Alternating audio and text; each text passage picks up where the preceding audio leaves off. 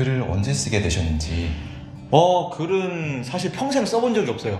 그러다가 이제 군대에 가가지고 이제 글을 쓰게 됐죠. 정말 갇혀있는 어떤 하나의 감옥이잖아요. 어떻게 생각을 해보면은. 이제 그때 당시에 저는 싸지방에서 이제 하루하루 계속 글을 썼던 것 같아요. 그 글을 쓰다 보니까 덜 우울하더라고요. 싸지방에서 이제 글을 이제 하나하나 쓰다가 한 3-4개월 쓰고 나니까 원고 한 편이 완성되더라고요. 처음에는 출판하고 싶은 생각이 없었어요. 스토리를 쓰다 보니까 이게 너무 재밌는 거예요. 보통 일과가 끝나면은 쉬고 싶고 막 그러잖아요. 근데 저는 그 시간에 글을 쓰는 일이 너무 재밌어가지고 이 스토리 안에서 사는 그런 기분이었어요. 이제 그렇게 이제 책이 나오게 된 거죠. 혹시 국내에서도 출판을 할 수 있는데 굳이 해외에서 했던 이유는 뭘까요? 현재 제가 일상으로 가장 많이 쓰는 언어가 지금 언어예요. 일도 하고 이제 애들한테 이제 영어를 가르치는 일을 하다 보니까 글도 마찬가지로 글도 저는 한국말로 글을 써본 적이 없어요, 많이. 저는 이제 해외에서 학교를 오래 다녔거든요. 그래서 오히려 영어로 글을 썼던 게 훨씬 더 편했던 것 같아요. 그래서 네. 그 자연스럽게 그냥 당연히 뭐 해외로 보내야겠다. 네, 이런 네. 생각을 당연히 그쵸. 가지고 계셨던 거예요. 한국의 교육 방식과 어떤 군대라는 조직 안에서 느꼈던 어떤 그런 틀들이 네. 나의 삶에 미친 영향이 있다면 어떤 게 있을까요? 대부분 이제 그 전역을 하고 자격증 공부를 하고 그렇게 해가지고 이제 나오려고 하잖아요. 되게 의미 없다고 생각을 했어요.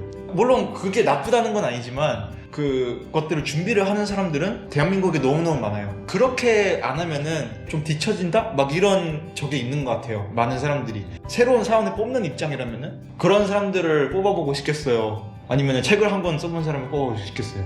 이제 그런 거죠. 획일화된 경험보다는 그렇죠. 누구나 다 그런 경험을 할 수 있다고 저는 생각을 하거든요. 내가 좋아하는 게 나타날 때까지 못 기다리고 한번 기다려보지 못하고 이제 사는 사람들이 좀 많지 않나 이제 그런 생각이 들어요.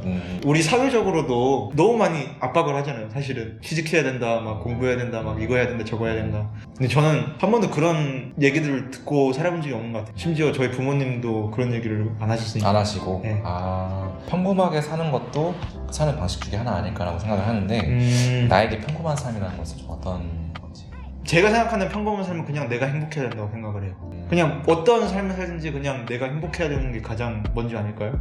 네. 좋아하는 게 뭔지, 내가 하고 싶은 일이 뭔지 이제 모르고 인생을 살다 보니까 인터넷 했었을 때 내가 아무런 일을 하지 않았을 때 많이 그런 것들을 모르고 살았구나 이제 그런 생각들을 하기 시작하고 저는 아버지가 참 대단하다고 생각을 하는 게 뭐냐면은 대기업을 다니시다가 이제 10년 전에 때리치시고 이제 혼자서 본인 사업을 하고 계시는데 솔직히 그런 결정을 하기에는 정말 쉽지는 않죠. 왜냐면 그때 당시에도 아버지가 그렇게 젊은 나이는 아니셨으니까 저는 그래가지고 무엇보다도 그게 정말 중요하다고 생각을 해요. 내가 좋아하는 게 뭔지 내가 하고 싶은 일이 뭔지 알고서 이제 사는 게 이제 진짜 내가 행복할 수 있는 방법이구나. 제가 생각하는 행복한 삶은 그런 거인 것 같아요. 그 나의 잠재력과 네. 가능성이 규정된 삶에서는 발현되기 어렵다고 생각하시는지. 그러니까 내가 뭘 잘하고 뭘 할 수가 있다는 거를 남들이 넌 이거 해야 돼 저거 해야 돼 그런 환경 속에서 그걸 어떻게 찾을 거예요? 못 찾죠. 저는 제가 중학교 때 영어를 못하는 사람인 줄 알았어요. 외국 사람들이랑 같이 영어를 의사소통으로 하던 그런 사람인데 한국에 들어와가지고 고등학교 1학년 때까지 한국 학교를 다녔었어요. 그때 당시에 이제 영어 시험을 보면은 100점 맞아야 정상이잖아요. 3, 4등급? 5등급까지도 받았어요.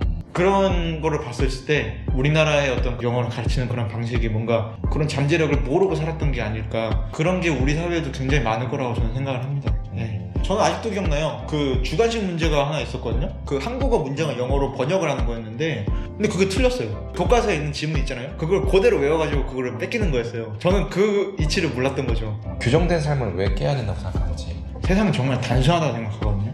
내가 하고 싶은 일이 뭔지, 내가 잘하는 일이 뭔지 그런 것들을 알고 사는 게 희망적인 삶이잖아요. 그 내일을 살아갈 수 있는 그런 어떤 많은 사람들을 만나봐도 정말 머리 좋고 너무 능력 있고 잘할 수 있는 것들이 많은 그런 사람들이 많아요.